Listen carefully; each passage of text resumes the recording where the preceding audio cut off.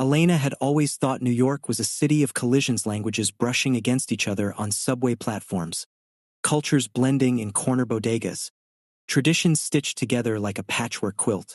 As a first-generation Mexican-American, she carried her mother's voice in her ear every day. Never forget where you come from. On a humid summer afternoon, Elena was helping at the Community Art Center's booth during a multicultural festival. Her mother's embroidered textiles hung proudly, bright reds and yellows catching the sunlight. Elena translated for curious visitors, her Spanish rolling easily into English. That's when she noticed him. Hiro stood a few feet away, camera in hand, capturing the swirl of dancers in Aztec costumes. He was tall, with a quiet intensity in his eyes.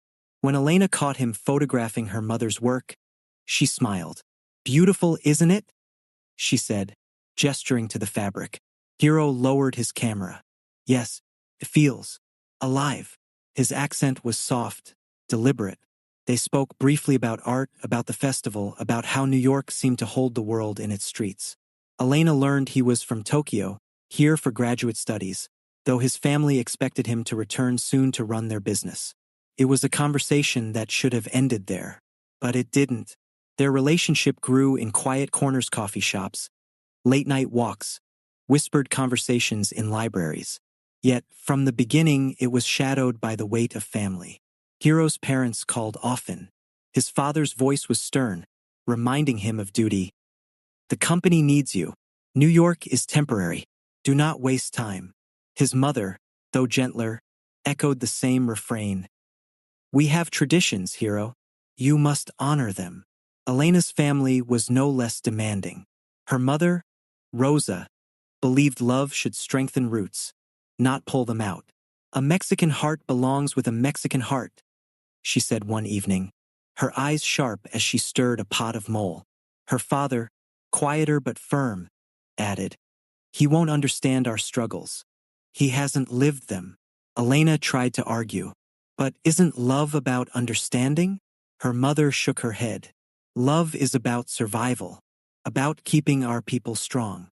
The words stung. Elena knew her family had sacrificed everything to build a life in New York. To them, dating outside the community felt like betrayal. Despite the pressure, Elena and Hiro found solace in each other. They shared stories of childhood, Elena of summers in Mexico, chasing cousins through dusty streets. Hiro of Tokyo nights, neon lights reflecting off rain-soaked pavement. Yet cracks began to show. One evening, Hiro confessed, "My father expects me to return by the end of the year. He says the business cannot wait."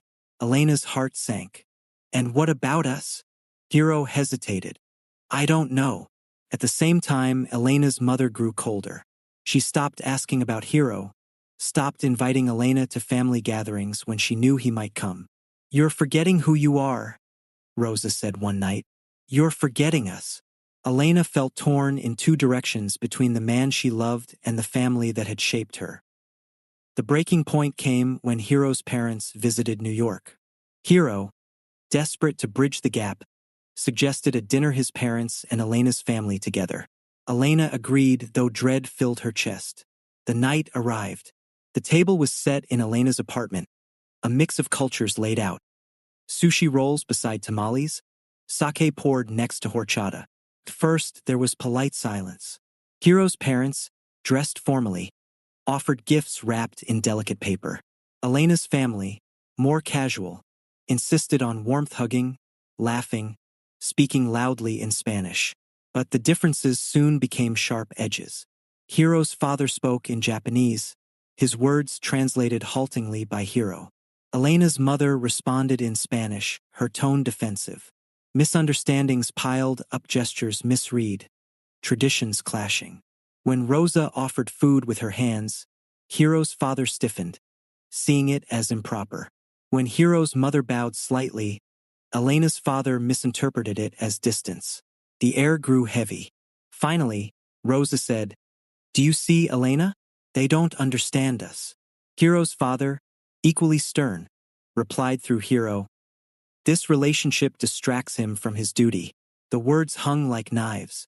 Elena and Hiro sat frozen, their hands almost touching under the table. Their families had spoken, and the choice was clear. Love or loyalty, the silence stretched. Elena looked at Hero, her eyes searching. He looked back, torn between two worlds. In that moment, Elena realized something. Love was simple, but families were not. She whispered, "What do we do?"